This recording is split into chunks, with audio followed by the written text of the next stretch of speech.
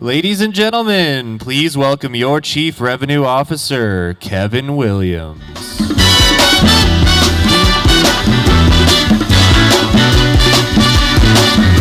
Hush not, child, and don't cry.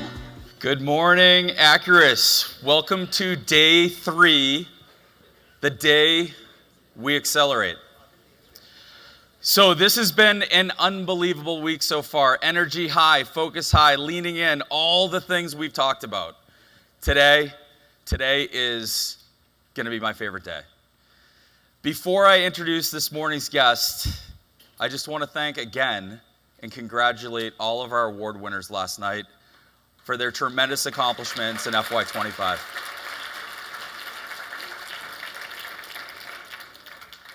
So today is about accelerating. It's taking the lessons learned over the last few days and combining them with the mental side of sales. Our first guest today is one who's very special to me. It's an honor and a privilege to welcome Bob Kocis, author of The President's Club Mindset, and one of the most dynamic, down-to-earth, and iconic sales leaders I've had the opportunity to learn from over the course of 2 decades. Bob is recently retired as the president and COO of Appian, a leading ERP software company. He's had a storybook career, and he's a first ballot Hall of Famer. Bob started his career early at Nalco Chemical before joining PTC in the late 90s.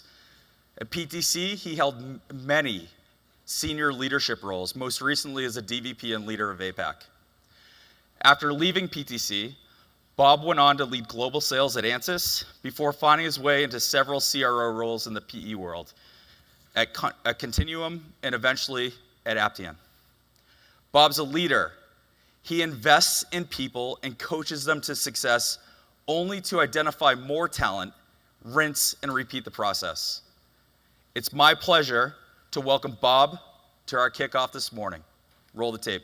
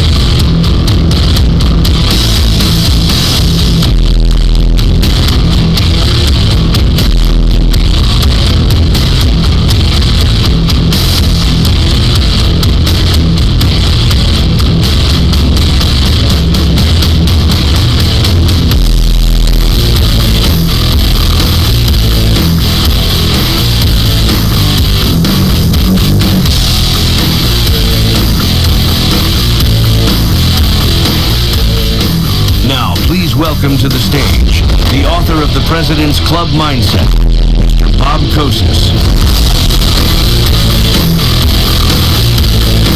All right. What a good-looking crowd. Thank you, Kevin, so much for those kind words. It's such an honor to be with you guys this morning and share with you a little insights, some insights about my career, but also this recent book that I had, and hopefully you'll find it interesting for sure.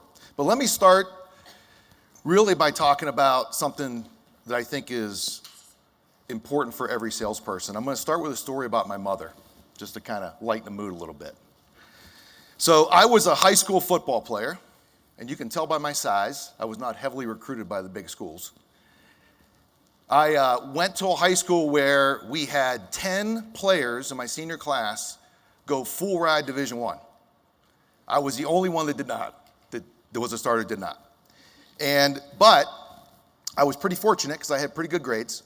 So a coach from the United States Merchant Marine Academy came in and said, "Coach, you got anybody smart enough on this team that could play for the Merchant Marine Academy?" He goes, "I got one guy." And he introduced me to Ed Argast. So if you know anything about the military academies in the US, you need 2 things to get in. You need an appointment from the academy, which I had, and you need a nomination from your senator or congressman, which I did not have. And I was very late in the process. So I called my congressman and said, I need this nomination to get in. He said, look, we've already given out all these nominations. There's nothing I can do. Check back next year. So I was like, wow, that kind of hit hard, right? Didn't have money for college. I had a chance for a full scholarship. So I went home and told my mother, and Mom said, well, that's kind of BS. Let me call this guy up and let's see what we can do. So Mom calls and gets the office manager or the gatekeeper, or as I learned last night, the librarian, right? Gets that person on the phone, and they're like, look, we have no more nominations. There's nothing we can do. So I said, she said, what are we going to do? I said, she goes, tomorrow morning, we're going to skip school. We're driving to the congressman's office, and we're going to sit there until they see us. I said, all right, sounds good to me. I get to skip school, and we're going to go figure this out. So we drive up to Newcastle, Pennsylvania, about an hour. We get in there, and the office manager again said, ma'am, we already told you on the phone. We have no nominations. My mother said to her, she said, listen, we are voting members of your district. We're taxpayers. I want to see the congressman before he leaves today. And we proceeded, she goes, wait here. We proceeded to sit in the lobby for about 4 hours, right? Eventually she came out and said, the congressman will see you. We walked in, and the congressman kind of got curt with her right off the bat, said, look, we don't have any nominations for you. My mom said, listen, we have no money for college. We need to get Bob into school. What can we do? And he goes, you know what? Actually, let me look at something. And he pulls out this old folder from his desk, right? Because unfortunately, I'm showing my age a little bit, but in those days, there was no internet, no email, right? He pulls out this folder and says, you know what? Yesterday, we had this one gentleman who accepted the Naval Academy, and that opens a spot for the U.S. Merchant Marine Academy. And on that spot, right at that moment, I got a nomination to the U.S. Merchant Marine Academy, which completely changed my life. So why do I tell you that story, and why is it tying to persistence so well? I always tell people, what if Mom would have said, that's just too bad. You can try next year for the academy. What if she said after the gatekeeper told her, you can't see the congressman? If we just left and drove home, right? What if we didn't sit in the lobby for 4 hours? What if when we got in there, she got intimidated and didn't actually say, look, we need this for these reasons, right? So I always look back at that story and say, persistence is such an important part to what we all do every day, right? And we see it everywhere. It's all around us, in family members, in people in our community, not just salespeople, but it's such an important part of what we do. And it's a lot of what I learned in writing this book about what President's Club winners do, what the elite do. So what is a President's Club mindset? Let's start off by saying, everybody who made President's Club last night, if you could stand up, that'd be awesome. Come on, who made President's Club? Round of applause for this group. Awesome achievement. The President's Club, I think everybody knows this, but the President's Club is a very prestigious award in our tech community, right? It is like winning a major championship in golf or a major in tennis or winning a Super Bowl. It's that level, right? And multiple time President's Club winners are actually more rare. So who in here has won President's Club more than 5 times? Raise your hand. With any company. 5, I see a few. How about more than 10? Yeah, give them a clap. Anybody more than 10? Okay, stand up if you're more than 10-time President's Club winner. Okay, it thinned out a little bit, right? It's hard to do. Congratulations, you guys. Yeah, awesome. It is very hard to do. So when I wrote this book, I interviewed 10 elite sellers in the book that had combined won over 150 President's Clubs in high tech, okay? One of them actually had won 23 in a row with 2 different companies, which is a pretty amazing feat, right? So this book isn't just about me telling you how great I am, okay, or how good my hair is. Good, I gotta laugh at you guys, it's good. This book is about really hearing from the best of the best in the industry And that's what I'm going to share some of that with you today. But let me kind of ground you a little bit on explaining what this is all about and doing it with a sports analogy. Now, raise your hand if you know who the person is on the left with the blue hat. Nobody. We got one. So that's Shawn Michael. Shawn won the PGA Championship in 2007, 9 million career earnings, 400 PGA events. Many would say it's an amazing career, right, in PGA golf, okay? But he won one, so we don't remember him so well. Who knows who it is, who the gentleman in red is? I think everybody. Everybody should know that one, pretty much, right? So that's Tiger Woods, arguably the greatest golfer of all time, right? And what I thought I would do is ask AI, in this age of AI, ask ChatGPT, what separates Tiger from the rest? And when I did this, I kind of thought, okay, is talent going to be in there? But you see, these are all intangibles. Unrivaled mental toughness, legendary work ethic, exceptional course management, could be deal management for us, right? Unmatched preparation. Those are the four things that came up when we talked about what separates Tiger from the rest. It didn't say he had better golf balls or better shoes or better clubs, okay? It didn't say that he played easier tee boxes or had easier pin placements. These are all intangibles that separated him from everybody else. Now, we could argue Tiger maybe had a little bit better talent, but I would argue that it's a pretty even playing field out there, and these are the reasons why he was so successful in what he did. So when I interviewed these sellers, what do you think came out? So this is what elite performers do differently than everybody else. This came out of the interviews that I conducted. So let me take a few minutes and kind of go through this. So the first one is attitude and effort, which is obvious, okay? We see with multiple time President's Club winners, people that are able to achieve the highest, they have an amazing attitude that is very contagious internally, right? They lift everybody else up. They're always positive. They're always finding a way to win. And they put out incredible effort in what they do. The second one is leverage.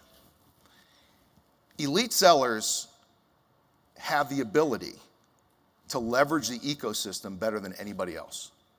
And what's interesting about that is the extended ecosystem doesn't report to them, okay? I hear this a lot. I hear people come to me and say, well, you know, I don't have these resources or those resources. But elite sellers, they don't really care. They know that they're going to lift everybody up. They know that they're going to rally. They're going to be the quarterback, and they're going to rally all the resources to help them win these deals. And people want to work with them. Why? Because they know they're going to win. They're going to have fun in the process, right? And they're going to be part of a great team, and they're going to get credit for that. So they create that environment. They leverage the ecosystem better than everybody else. The next one was really interesting because it's curiosity. And actually last night, I don't know, Aaron and Dave, and I sat with a great group last night at the award show. And we talked about curiosity quite a bit. It was interesting. You know, this one came out, 9 out of 10 of the interviews I conducted talked about the fact that curiosity was their superpower, right? They were able to stay curious with their customers, really unpack what their challenges were, and really understand how to map that value proposition to the customer's pain points. So curiosity was a big one. I'm going to talk about that in a little bit, in a little more detail. Proactivity is another one. Reactive versus proactive sellers. So, you know, a lot of people will wait for things to happen. The elite sellers, they proactively find a way to make things happen. That's the difference in the two. Service. This one I'll spend a little bit on right now because I won't talk about it later, but this one was interesting. What I saw come through the most in this, and even a bunch of the podcasts that I've done here in the last 2 months around the book, what I've seen come through in this so much is that the elite sellers actually see through the close. So what does that mean? They're actually painting a vision for the customer on what life is going to look like once the solution is implemented. That's where they're placing the customer mentally. They're getting the customer to that state of what success looks like, okay? Because so many sellers are focused on what? The close. Because it's important. Your manager's beating you up. When's that deal gonna close? Why hasn't it closed yet? So sometimes that goes off to the customer. But the elite sellers, they focus on getting the customer in a mental state of what success is gonna look like and why it's so important to do it now. The close becomes just part of the process. Not that it's not important, it is important, and you gotta do it on the right timeline.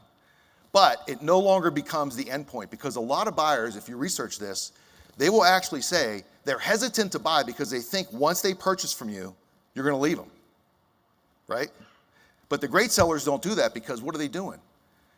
They wanna build references, they wanna build referrals, they wanna build long-term relationships with these great customers that they're landing, okay? So they do it different, right? So when I talk about service, that's what I mean. And then the last one is critical. And it's been interesting. A lot of the podcasters that have interviewed me, they're all like, empathy's dead in sales. Empathy's dead in sales. It's like, it's not possible. I'm like, no, I don't think so. You got it wrong. Putting yourself in the customer's shoes, understanding what they're trying to achieve personally and professionally, right? And really putting yourself in their situation so you can understand what they're going through is so critical for great sellers, especially when you're selling big deals that are highly complex. I know I was talking to folks last night, very complex organizations, right? Empathy is critical for you to be able to drive and win those big deals. So today, I can't focus on all these, I don't have enough time, but I am gonna talk about a few of them. So I'm gonna start off with curiosity. And I like to tell a story about a time just recently I was in Starbucks. I'm sure a lot of us here go to Starbucks, so it's pretty common, right? But I got into Starbucks and I was doing a little bit of work. I had a call, and a young sales rep, tech sales rep in Tampa, sat down right next to me, okay? And I noticed she was from a local company. So I just started a conversation with her and said, hey, how you doing? She goes, I just graduated 6 months ago. I'm new in tech sales. I'm so excited. I'm having my first one-on-one with my manager live. And I said, oh, is he out of state? She goes, no, he's local. I'm like, okay, 6 months, first one-on-one with a manager live. That was a red flag. So we're at that point, so we start talking, and finally I let her go and waited for the manager to come in. But I was interested, very interested in this one. So the manager comes in, kind of all hot, sits down, asks a question, and then he starts texting. I'm like, wait a second, what's going on here? I'm watching this, because at Starbucks, they line you up on a bench. I'm like on the bench in Starbucks, right? So I'm watching this transpire. Then he goes, hey, I got to take a call. He walks away. So you can tell, she never even got her answer out. So you can tell, right, that she was already getting a little bit upset. Then, a few minutes later, he comes back, asks another question. She starts to answer. He gets right back on his phone. No interest at all in the person, right? Zero interest, okay? Goes back, takes another call. Comes back and says, listen, only been 10 minutes. Comes back and says, listen, I have to leave. Something important came up, and I need to go. So I leaned over and I asked her, I said, that didn't go too well, did it? I tried to make light of it, right? She goes, no. She goes, but the good news is, she was telling me, she said, I have a friend in the company who has made a couple President's Clubs, and she's been coaching me. That's how I'm getting ramped up, right? It's another elite seller that has taken the time to invest in others and make sure that her friend gets the information they need. But why did I tell you that story? A good friend of mine, Clint Hurdle, he was a #1 draft choice in the MLB, and him and I do a bunch of charity work together. He always says in his speeches, he always says, put your head where your feet are, okay? What that means is be present in the moment. Get rid of that cell phone, make sure you are present and you are in the moment with your employee, with your customer, whoever that is. So that's why, curiosity is so critical. Think about the fact that he hadn't met with her in 6 months in person, and they're both local. Think about the fact that when he finally did, he left an impression of, hey, not only am I not going to listen to you, I'm not going to coach you, but I'm going to walk up and leave, right? Those are just not great things for somebody new. It's also not great for a customer either. I see this all the time. I see this when people get in rooms and sales reps sit in the back of the room and the solution consultant's doing all the work. Not to ever suggest anybody in this room would do that. But I see it happen. And they're on their phone, they're texting, they're worried about other stuff. They're not in the moment. They're not in the meeting. They're not in the moment. The great sellers are in the moment. That's how you remain consistent. That's how you achieve President's Club 5, 10, 15, 20 times. You stay consistent. You do little things better than everybody else, right? And then also, think about it from a customer perspective, right? Curiosity is an absolute superpower. The ability for you to unpack what that customer is going through, understand the pain and the personal win and all the things you need to understand to unpack that. And for them to understand and connect it with empathy, those are all critical things. So I wanted to share that little story with you. I think it resonates. It shows the importance of being in the moment. The other thing is too, I talk about this, but prepping for sales calls, right? Putting that phone away and making sure your team is spending time together, your head where your feet are, prepping in the moment, right, before the calls. Those things are really important and part of why curiosity is so critical. All right, proactivity. So I hit on proactive versus reactive sellers a little bit. And I want to kind of expand on this quite a bit, but I want to tie it into how to build a great, unique value proposition. So I think, from what I heard, I think you guys use MedPick. Am I correct? Yes. MedPick. And I think there's some sections of command of the message, if anybody's heard of that you guys are potentially looking at, which is a phenomenal methodology. But I think building a unique value proposition is really important. So I like to use this quote to kind of set the groundwork, right? You want to focus on building a unique value proposition that is compelling for the buyer, and you connect your solution that's going to solve their pain. It's going to deliver their desired outcomes in a timeline that you mutually agree upon, but at the end of the day, the customer has to own it. You can't own it for the customer, right? It has to be jointly done, and the customer has to own it and agree with it. So, anybody here been to Erie, Pennsylvania? We got one, Kevin? Couple? Okay. I like to tell a story about Erie, Pennsylvania. So, and this gives you a good one about proactivity, value proposition, and why these things are so important. So, I was a director of sales, actually at PTC, and we had the biggest deal in North America on the forecast, and it was with a plastics mold manufacturer in Erie, Pennsylvania. 3 days before the end of the quarter, I drove up because I was leading my team, and I drove up with the sales rep, and we spent all day negotiating this deal. We were there from 8 a.m. till probably 7 at night, very tough negotiation. But at the end, we left with a handshake. We said, hey, we're ready to go. Unfortunately, the staff had went home, so I didn't get the purchase order, right? Because they had to print the purchase order the next day, get me some other paperwork, and the legal staff and the staff was not there. But we had a handshake. I'm riding home, and I call up and say, hey, we got the deal. It's in the bag. Lock it in the forecast. It's all good to go. So I get back home, 2-hour drive. Guess what? There's a message on my answer machine. It's the customer. Customer says, hey, Bob, we decided we're not going to go with you. The other competitor offered 50% discount. We're going to go with them. So appreciate your time, but that's it. I was like, you got to be kidding me. Spent all day there. We had worked on this deal for 9 months. I spent all day there, and that's the phone call I get from this guy at that point. So my wife, she looked at me. She knew I was a little bit upset. She goes, Bob, what are you going to do? I said, well, I'm going to take a playbook out of my mother's persistent story. I'm driving to Erie, Pennsylvania tomorrow morning. I'm grabbing my Starbucks. I'm driving to Erie, Pennsylvania, and I'm waiting in that lobby until they come in. So I get up early, I think at 5. I drive 2 hours to Erie. I'm sitting in the lobby, and guess who walks in? The VP, who left me the voicemail, and the owner. I got a little lucky because the owner came in with them. And they looked like they seen a ghost. They were like, what the hell is this guy doing here? Why is he here? So I go, listen, I need some answers. I am not leaving here without some answers. We've been working with you guys for 9 months. And can we go sit down and talk about this? And the owner's like, yep, let's go do it. Grabbed me in a conference room. We all sat down and we started talking. And I said, the first thing I said was to the VP, I said, we built this value proposition, you and I, okay? We agreed to it. Is it like not valid? He goes, no, it's totally valid. But the CFO said we had to buy the cheapest solution.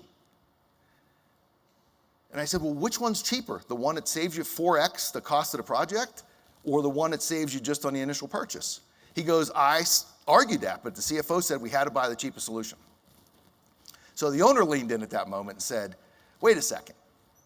You're saying you have an ROI that's going to save 4 times the amount of the project, right?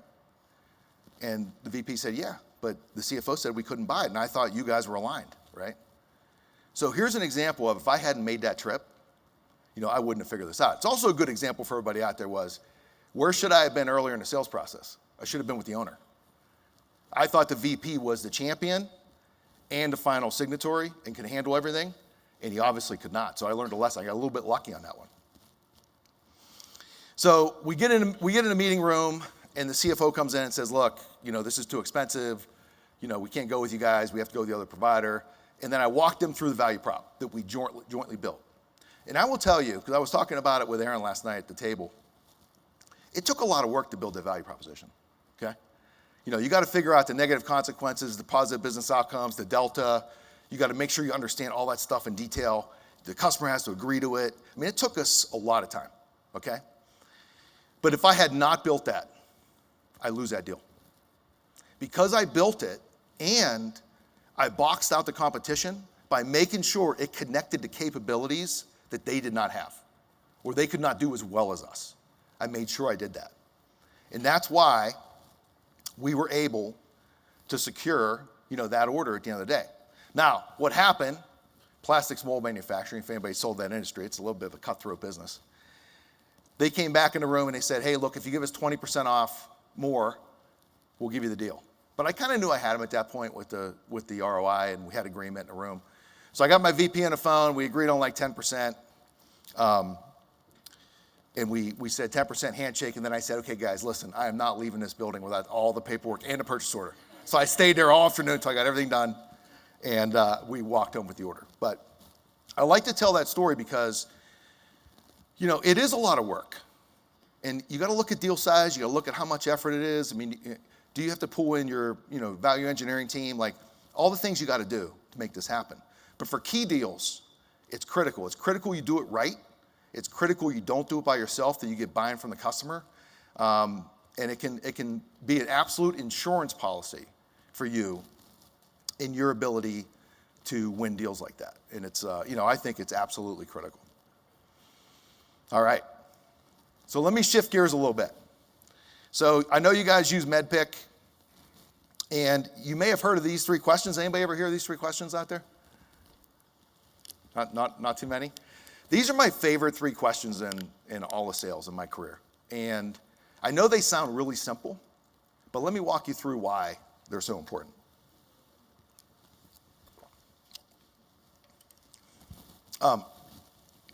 Why buy anything? Why buy from us? And why buy right now? So I used to work for a CEO, and if we had a big deal in a forecast, he would always say, hey, if I called the customer right now, does the customer know that they're buying something? Right? Who's been in that situation, right? Where you're forecasting something, the customer's not actually sure they're buying? Come on, I think everybody in sales has been in that situation. So, but why buy anything is so important. It's really unpacking and uncovering, why are they making any purchase at all? Why is any purchase happening at all? And who are you competing with? What other pots of money are you competing with? What other people? Not your competitor head to head, but internally.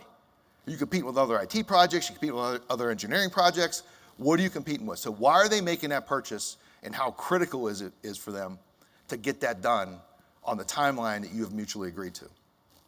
So, what I would always say in this is build, for why buy anything, I like to build a mutual action plan with the customer, right? And many of you probably do that today. But the ability to build a mutual action plan and really define Why are they making the purchase? For your champion. What's the personal win, right? What's the company's win, okay?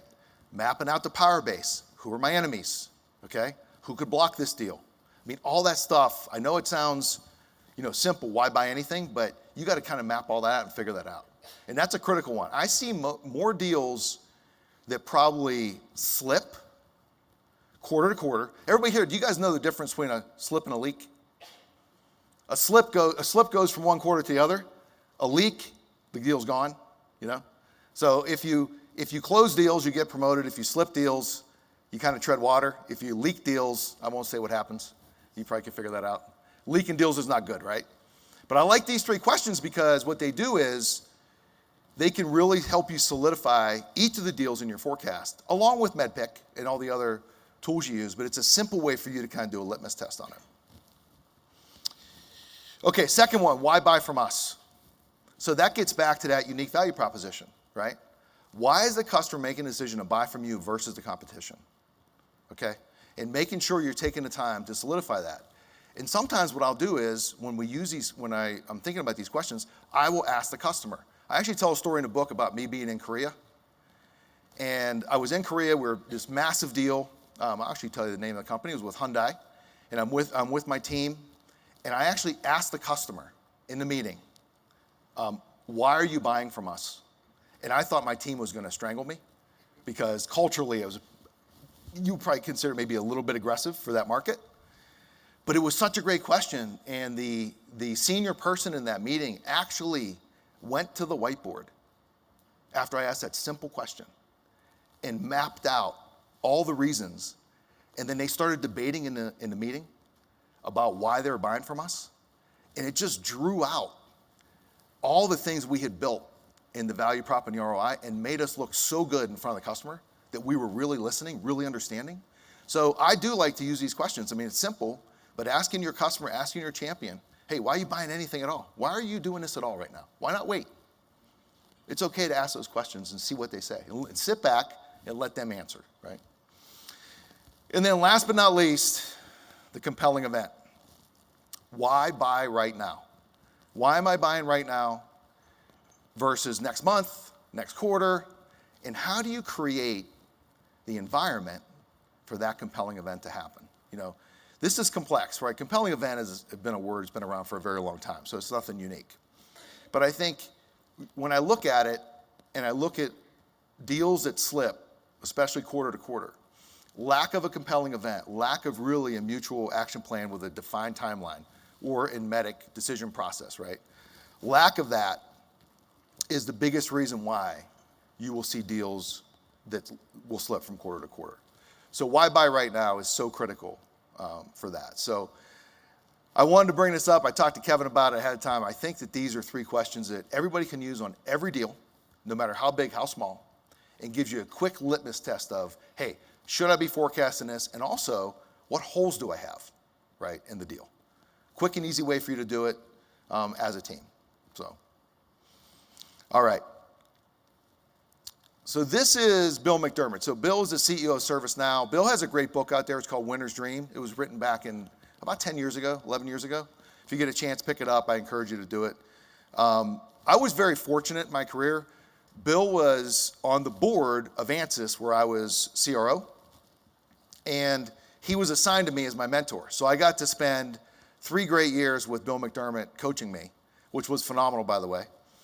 And he's now, like I said, now CEO of ServiceNow. But he opened my eyes to a few things. One is, Bill used to always say, number one, put the customer at the center of everything you're doing. It gets back to the key traits, right? The service piece is really critical. Making sure the customer is the center of everything you do. And then the second thing, which I love this quote is, it's not about luck. Look, people have done this over and over again. The sales enablement tools you guys are given, I've seen the quality of your sales enablement team. It's phenomenal, right? The solutions you guys have, the leadership. I mean, you guys have some really great things going on at this company. You have the playbook. And if you don't, people will help you fill in the gaps with the playbook. So it's solvable. But at the end of the day, it's really about elite level execution. That's what's going to separate, the average reps from the great ones. It's the ability to leverage or to operate at an elite level and to execute at an elite level. I like to talk about with Bill, with this slide, is a little bit of a story about proactivity. And this is something that I think is so important in today's world. Who out there deals with renewals, customer renewals, right? Many of you, right? And those are compelling events, right? Existing customers, you have a compelling event, you got to get way ahead of that. You got to talk to the customer well in advance. You want to look for cross-sell opportunities and upsell opportunities and making sure you get your uplift in, right? Make sure you retain the customer. Those things are all critical. But what I also found is for new logos, right? Renewals from your competitor, because I believe you guys sell replacement technology as well, and you're replacing competition. Renewals for your competitors is a big compelling event. So just tell you a quick story. I was working a massive deal. It was a $3 million deal, and we've been working it for about a year. And the customer called us up and said, hey, listen, we're going through a big layoff, a big reduction, a big cost reduction. We're going to have to stall this project. And we're going to just put it on hold. We're going to stick with our existing vendor that we were trying to displace. And obviously, my team was incredibly deflated, right? So I went in, I talked to the VP, I said, hey, what can we do to get this thing rekindled? He goes, Bob, listen, you can't do anything. Like, I have to slash major costs, I have to lay off engineers. He goes, it's bad, right? And I thought to myself, there has to be an opportunity here. There has to be an opportunity to help these guys, because we'll land a customer, not only in short term, but we'll probably land them forever, because we'll help them when they're down. And what I found out by talking to VP is the existing incumbent, they were trying to raise their price by 20%, right? Basically saying, listen, you guys don't have a choice. You got to sign a new 5-year deal. If you sign a new 5-year deal, we'll only do 10%. If you don't, we're raising by 20%. That was how they were being treated. No value add. They weren't being partners. They weren't really working with them in a way that would help them be successful. So I took a different approach. What I did was I mapped backwards. I asked a few questions. I said, hey, when do you have to give notice to cancel the contract with the incumbent? And VP's like, well, we're not going to cancel. I said, I understand. Just when do you have to give notice? He goes, 90 days. So I worked the timeline backwards. And I said, okay, these are all the things I got to do prior to, say, the 120-day mark, if I'm going to allow them to cancel at 90 days. And I said, hey, I got some ideas. Let me go off and work them and come back to you and share with you how we might be able to help you guys and maybe help your budget issues and get a personal win for you as well. And I actually knew the answer at that moment, but I did not want to do it because that would be premature advocation. So I did not want to advocate early in the cycle. So I waited, came back a week later and said, listen, I got a plan. We've been working with you guys for a year. We've changed this customer off of that solution onto ours at other places, so we have references. We can walk you how to do it. And what we can do for you guys is we can actually save you guys some money. We can go around the same price you are today for year one and do a 5-year deal, and over that time, we'll ramp you up. And he looked at me and he said, why would you do that? He goes, I know what your pricing is. I said, because we want to earn you guys, we want to earn your business for the long term, right? Obviously, I had, my goal was to displace competition before they ever even knew what hit them, right? So we went and worked this with the VP. It was a great, mutually agreed action plan that we put together. And it wasn't easy. The CFO came in later. It was very difficult. We had to throw some free training in. We had to do these other things that happened. But at the end of the day, we got a $3 million deal over 5 years, right? The competitor, they signed a binding agreement with us at about day 95. The competitor never knew they lost the account. They were never in the deal, right? So for me, I looked at it and said, this is an example of how you can absolutely use proactivity, right, to your competitive advantage and work something well in advance of your competition's expiration date. All right, so in closing, what I wanted to share with you guys is that, I've led sales teams for 25 plus years. I've seen what works and what doesn't work. And, I've witnessed and talked to what elite sellers do different. So you might be telling yourself out there, and I saw a lot of heads shaking yes earlier, tomorrow I'm going to take the first step, right? I'm going to change my behavior. I'm going to make sure I'm more consistent. I'm going to implement some of the things that Bob talked about or that my leadership has talked about this week. And that's great. You should. But here's what I tell you. This stuff is not easy. People that earn President's Club over and over again, consistency is the key, all right? And here's the thing. People want to win club 10 times or 15 times. People want to be number one rep in the world. Where's Andy at? They want to be like Andy, be number one rep in the world. I heard your name, Andy, like 3 times. Right? They want to be number one rep in the world. Okay? They want to be successful. But the problem is you got to pay the bill, right? The work happens for that type of elite level execution.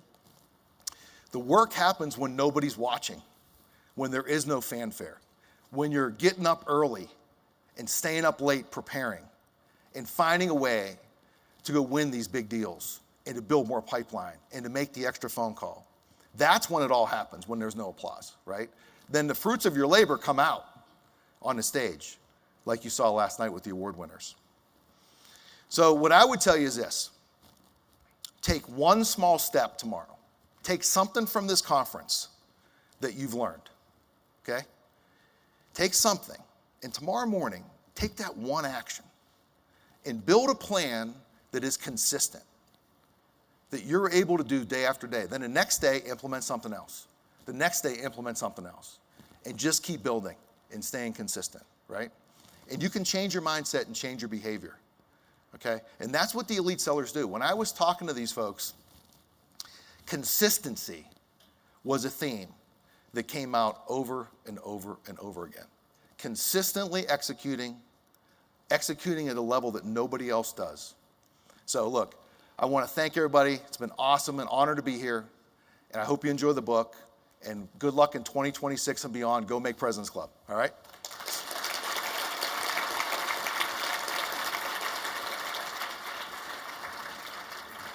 I think we're going to do some Q&A. Yeah. Let's do that if that's okay with you. That's great. And then I might have one more favor for you in a little bit. Well, it'll be easy though. That's easy. No problem. All right. So what did you guys think? Pretty awesome. So, Bob, I thought we'd do just a little bit of Q&A.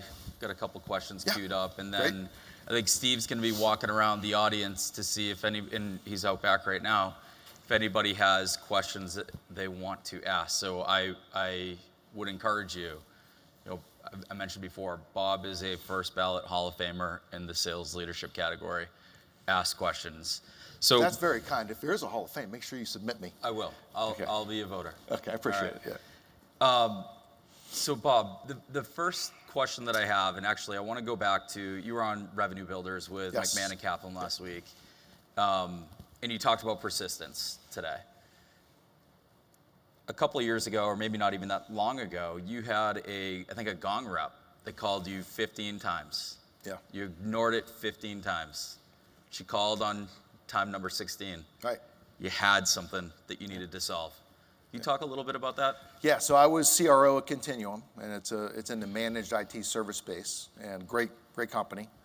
And I was CRO, and basically we had acquired a cybersecurity company, and we were trying to figure out, like, on our phone calls, like, what was the most common objection that we were facing, right? And Gong, if you're familiar with Gong, really good voice analytics, right? So you can get in there, and if you have all your phone calls recorded, you can get in and understand, like, what are the key words, what are the main objections, like all that kind of stuff. I didn't even really realize at that point in time that stuff really existed, And she had called me, like Kevin said, 15 straight times. On the 16th time, I picked up and I said, hey, I have this problem I'm trying to solve. What do you think? And, she said, she goes, that's exactly what we do. And I kind of knew that because I did a little bit of research on them.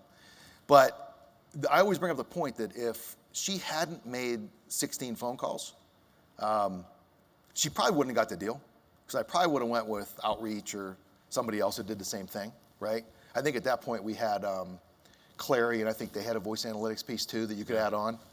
So but I always say that you never know. Like the thing I would encourage everybody out there is you get rejected so much in this game, like it just happens, right?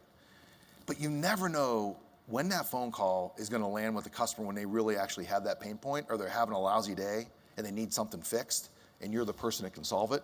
So don't take any of the rejection personally. Just keep going. As long as you're confident in the value you're delivering, which I know you guys deliver tremendous value, you wouldn't be this successful. So as long as you're confident in that, keep making that phone call, and you will eventually get to a point where you'll find the opportunity. Awesome. Another question I have for you that I'm going to tie back together with that. An old play that you've run in the past. You build a champion at a customer, and then you move them to another customer, and you run the same play. You do a big deal. Who's that guy in Ohio? Bill? Bill Masick, yeah. Yeah. You did that with him a bunch. You guys will like the story, because I bought the guy. I mean, I literally bought the guy like 200-300 chicken wings. It's all he would eat. I thought I was going to have a heart attack. Oh, I literally went with him as a customer. I can't tell you how many times we had lunch and all we ate was chicken wings. Every single time. But anyways, not to digress. But yeah, pretty funny story. And I think that's something, if you tie those two things together, being relentless, never giving up, and then also when you find champions and you bring them from customer to customer, right? You might have customers that say they don't have budget, right? And if you can insert somebody that might be friendly to you and put them in there and allow them to go do their work because you've coached them up on exactly how to do that, that's another great tactic that I think. Yeah, I think we're always doing that. I think what I'm always coaching reps on is, if you have great champions and you have other companies that are looking for people, I mean, you got to be careful, because you don't want to poach from your customers. You got to be careful, but you also got to worry about the individual. If they're a good champion of yours and they're a good referral, they also have personal things they're trying to gain in life. Right. They might be looking for promotion, next step up. So you got to play both sides of it a little bit, and obviously keep the ethics part high. But I think it's a great opportunity, to leverage your network, and also asking your champions to refer you in to their other people in their network, right? And keep referring you. I think that what elite sellers do that's really cool is they build these relationships with customers, and then those relationships are able to get them in so many doors, and they don't necessarily need to ask for a success story or a metric, right? Because the customers are giving them to them, and they're able to get their own, right? So I always say this, I've said this on a few podcasts, it's awesome that marketing produces success stories. They should, that we should be talking about them everywhere. But your success stories, when you're early in your career, maybe they come from marketing, but later in your career, you got to be building those on your own. Right. And those need to also be referrals that you're getting into other doors. Right, and when you interview people, that's one of the questions you ask. I do, right? Yeah. I do. I like to ask that question in the interview process. I ask them, say, hey, look, give me a customer that I could call. If you ask me, Bob, can I call one of your customers? I could give you 5, right off the bat. No questions asked. So I've had a lot of reps tell me in the interview process, I don't have anybody I could give you. And that's a red flag. If you're a sales rep, enterprise sales rep for years, and you can't give a single customer that would say, yes, great person, I loved working with her or him. If you can't find somebody like that, that's a red flag. Right. Okay, so you also talked about being the quarterback, right? The sales rep being a quarterback, leading without authority. Thinking of that, what are a couple of specific habits that our sellers can use across the various functions within the company to kind of get that lead without authority and get people wanting to go join that journey, because obviously they know it's going to be a successful one? Are there any specific tactics you I think the first one is, a lot of it's about how you carry yourself. If you need to carry yourself in such a way that you're respected internally, right? And I've seen folks that do it the other way, where they're demanding, and then people end up not wanting to work with them. Right. So I think you got to balance that. I mean, you have to demand to a point where you got to get what you need to go win, but you also have to understand that a lot of these great resources in the ecosystem are being pulled in multiple directions by multiple people, right? So you got to do a little bit of a sales job internally as well. And I think, what I've noticed is that the best sellers, the ecosystem just wants to work with them. They just want to, because they know they're going to win. Right. They know they're going to probably hit their quota or hit their plan. And they typically will have fun too. They have fun in the process. Yeah. So I think those things, keeping it fun, I think that's something that's, I don't want to say it's lost. It's not lost, but good leaders do that. But keeping it fun is really important, because these jobs can be a grind, right? So you want to keep it fun. You want to make sure the team around you is having fun, and that you're celebrating and thanking them for all their hard work. Great. Any questions from the audience before I keep going? Rich? All the way at the front. There he comes. Getting his steps in. You talked about the story where you discovered, luckily at the last second, that the decision maker you would like to have worked your way up to was the owner, not Right. the VP. As I gather, you've heard from the team, we frequently get stuck with a persona called the librarian. They're Right. delightful Right. people. What are some of the techniques that you found through your career have worked for you or your team to make your way up to those higher decision makers, climb that ladder, form the relationships with the people higher up the chain you need to get to? Yeah, so it's a great question, and I have been in these situations my entire career, always trying to get blocked in by lower level folks everywhere I've been. And what I've done is it comes back to a little bit of, in some cases it's going to be tough. You're going to have to go around them, okay? But in many cases, what I've done is I've just leveraged the empathy card and and basically put my arm around and said, listen, what's your name? Rich. I need to go to the VP. I have to. It's my job. It's part of the company. I can go with or without you. I want to go with you, right? So why don't you and I come up with a plan that we can get there, show them our solution, and we can both look good, because I don't want to go around you, And I think that for me has worked a lot. It's a much better approach than just trying to go around them and hope they don't find out, because they're going to find out, right? Right. So, and it doesn't work all the time, but it definitely is a mechanism that does. All right. Anybody else before I keep going? Got one back here. Steve, we're going to get you running all the way to back. Oh, Niles got you. got it. Niles got you. Ann? Hi, can you hear me? Okay. Yes. Hi, Bob. Nice to Hi. meet you. My name is Anne. I do have a question though. How do you turn one President Club performer into a culture where excellence becomes contagious? So how do you get President's Club culture to become contagious? Yep. That's a if great you have question. one performer who has been going to President Club, Yep. how do you turn that into a team's culture? Right. Great question. Yeah, thank you for that. Yeah, I think, culture is really important. Sales culture is really important. I could tell by, I sat in the award show last night, and I could tell by the applause and the cheers that you guys have a pretty good sales culture here, or it's, I'm not where you're at in your journey, but it feels like it's developing nicely.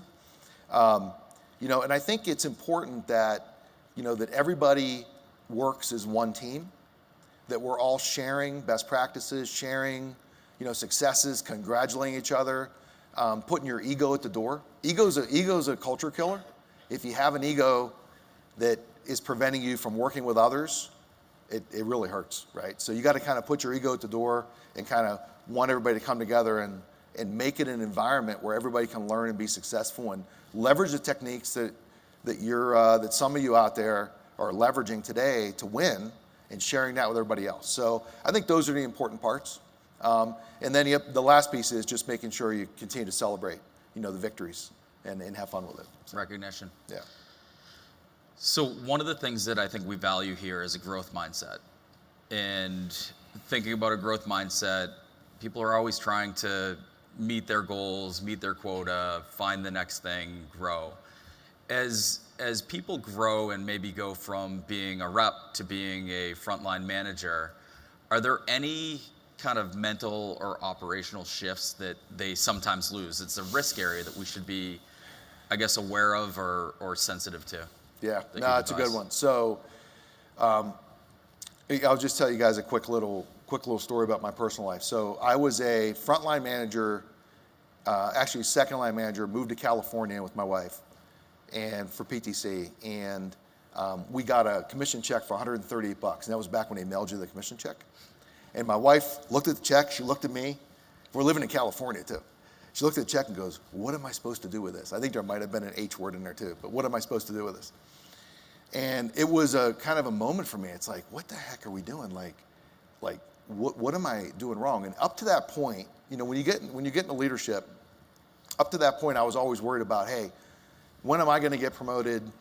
When am I going to get paid more money? When is my, don't take my team members. like don't promote my team members because I can't afford to lose, Rich because he's a high performer. I can't afford to lose him. And I said, I woke up, I said, I got this all wrong. I need to be focused on my team. I need to be focused on how can I get Rich promoted? How can I get everybody to make more money on my team? Raise everybody up, right? And when I made that shift is when my career took off. So I made that mental shift and I started focusing only on my team. And I never had to ask for a promotion or a raise again in my career. They just kind of came naturally. And my people started getting promoted. I actually had a VP ask me one day, says, why are you such an advocate to get, these high performing reps off your team into management? I said, because that's their career goal. He goes, yeah, but he goes, most people won't do that because they don't want to lose their high performing rep. And I said, yeah, but I know I have confidence in myself. I'm going to go hire somebody else. I'm going to train them up. We're going to build a world-class team. I'll get help from other people in the ecosystem. So that was just the mindset shift I made. And I really do think that servant mentality, is really critical. And it also allows you to have, for the first line leaders out there, it also allows you to have the harder conversations easier because you kind of have the credibility with the team because they know kind of what you're doing. Right. And where your heart is, right? So. Servant leadership, right? Servant leadership, yep. And I think that's definitely something that, I've adapted over many years. Is the more people you can get promoted across the company, or sometimes it's outside of the company, but you want to be a champion. And I think by modeling some of those behaviors, it helps you kind of cultivate those relationships within our customers as well. And everybody, just real quick, everybody has different career path. Right. Some people want to be a career salesperson. Some people want to get into management. They're both awesome paths. Being a career salesperson is awesome. Getting into management, that's awesome too. You got to celebrate both and have great career opportunities with either one you go to. Yeah, great. So I've got two more questions. Anybody else in the audience before I move on to the next two? Right up front. There we go. Yep. Well, thank you for the presentation. That was great. Sure. Just have a question about, the three whys question you have put there. How do you do usually when you're in front of customer that he's not really willing to give you these answers? They say, we spoke about gatekeepers. Sometimes you're in front of VPs as well, but they're not always open up to give you, this valuable information, like you just mentioned with that whiteboard with Hyundai. Right. So how do you come up to, go behind this? Yeah, I think getting them to talk, find a way, maybe it is telling them, say, why did you buy your old solution, or why have you been so successful doing what you're doing or building your own? I think some people said a lot of the companies have built their own kind of technology. So getting them to talk about what they've done, I think is always a way to break free. A lot of times we want them to talk about us, right? We want to ask questions that are probing. Some people don't want to do that until they have a better comfort level with you. So I think getting them just to talk about themselves, their success, how they've done it, ask them, say, I'd just like to learn, like, how'd you get to this point? You guys have obviously done some great stuff. Can you tell me the story about it? I'd love to hear it. I think people open up more when it's their story that they're trying to tell you. So that would be my suggestion. It's kind of keeping your head where your feet are, demonstrating curiosity. Yep. Those definitely help with it. And by the way, that story, you'll probably learn from that can help your deal out too, right? Because you'll learn kind of the history of where they've come from and what they've done. And, sometimes these little compliments go a long way, so. Awesome. Anybody else? Aaron. Well, can you hear me? Yep. Bob, appreciate the presentation. I think it was quite well. I wanted to elaborate kind of on our conversation from last night. We talk about our champions, our advocates, and then we talk about the red flags. People are going to be a detriment or hurt your deal. So maybe elaborate on some strategies, how we can use those red flag individuals to bring them into a suffice deal that we can. No, that's a great question. Yep, thank you.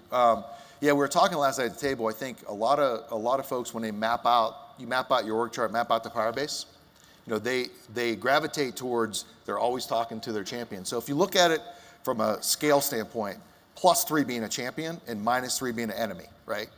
So, they all want to talk, everybody wants to talk to the +2s and 3s because they're positive, they want to hear your story, They're probably being your champion internally, but nobody wants to talk to the negative threes or negative twos, right? Why? Because they're going to probably yell at me. They don't want to hear from me.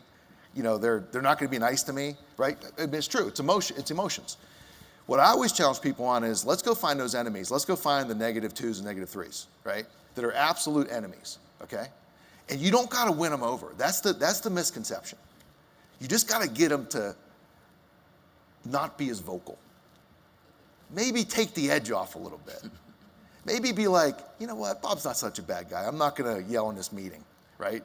Get them to zero. Get them, close to zero. That's all you got to do with those enemies. Neutralize. But you neutralize. But you can't ignore them. Right. I see this mistake over and over again. I walk into a meeting, a deal review, and I'll say, okay, list off the enemies in the deal.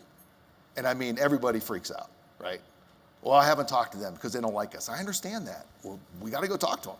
We can't, So that would be my advice: is don't run away from the enemies. And that's where, your frontline managers and your second line managers. That's where they'll be gold, because they can handle those situations and probably share with you the best ways to handle those situations. So get their help in those cases. Yeah, I think sometimes in human nature, you don't want to talk to the person that's not going to like you, or ask the question that's really hard that you might not want to hear the answer to. It's something I've talked quite a bit about, and we have one of our sellers here, Kathy, who at Takeda, it's a renewal recently. I think Amy and team challenged her to go ask, why wouldn't you renew with us? What are the reasons? Are there stakeholders that would suggest that you'll go in a different direction? I think, Amy, you shared this with me. I think once asking that question, we got confirmation. Well, of course we're going to go with you, right? And I think, that little bit of that fear of the unknown or not getting the answer you want, I think that's just a little bit of human nature. But that's where being curious comes into play, and kind of taking that leap and asking that question in an uncomfortable situation. Right? Be comfortable being uncomfortable. Yeah, getting in the days of can you take me on a plant tour? Can I understand how your manufacturing process works? Understand, the customer, they want to talk about stuff that they're knowledgeable about and that they love. Yeah. Find out what those things are. It might be how they built the library. Right. They're passionate about it too. They're passionate about it. They built it. They spent 20 years doing it. They want to tell somebody. Nobody's listening to them. And guess what? Let them tell it. Let them tell you. You always find a new opportunity there too. You always find new opportunity. That's how you build pipeline. Being on site, learning their process. I remember back when I was a channel manager for you down in the DC area, we went to see Britex in North Carolina. Walked out of like 3 different opportunities. It was unbelievable. Yeah. So, Bob, you've been great. I have 2 last questions. The first is a little bit for my Denver friends, a little bit for my Seattle friends. I kind of already know the answer. Who do you like on Sunday? Well, here I'm gonna tie it back to my presentation a little bit. I really like Sam Darnold because who's clapping back there? I like it. Because think about it, he got knocked down like so many times, and he just keeps fighting. And then I think when he was at Carolina, they downgraded him to the scout team. Did you guys know that? Like, he was a scout team in Carolina, and then Carolina cut him. Then he takes Minnesota to 14-2. Then they cut him or trade him, whatever they did. Right. But the reality is, you kind of got to like that a little bit. So, but I think Seattle's defense can be too much for you. Sorry about it. That's all right. I think it's gonna be tough. Darnold, it's a little Tom Brady-esque, right? Could be. It could be. It's had to bring it. Yeah. All right. Awesome. Last question, more of a favor. So, Bob continues to coach. He coached me on something earlier this morning that was oversight, not necessarily, but it was a great suggestion and a great way to challenge me. Would you mind staying up here on stage? I want to bring all of our President's Club Award winners up and get a group photo. I'd be honored to do that. Yeah, it'd be awesome. Let's do it. All right, so let's put that slide up. I don't know, yep, there we go. All right, so could all of my President's Club winners, frontline managers, Amy, Suna, Melanie, and Mark, come on up, please. And keep on wishing. Remember your dream is your only scheme. So keep on pushing.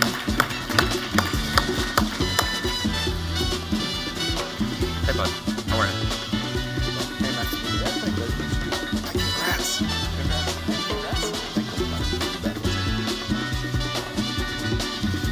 Take nothing less the supreme Anyway, test. jump in. Congrats. Do not obey rumors people say, but you can pass the test. Get in here, Cat. Just move on up Congrats. Hey, to what's up, a buddy? greater day. With just a little faith, if you put your mind to it, you can surely do it. Congrats. Congrats. All right. Good?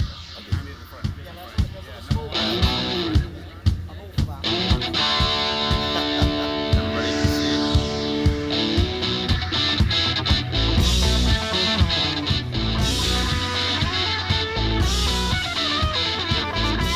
Awesome. All right.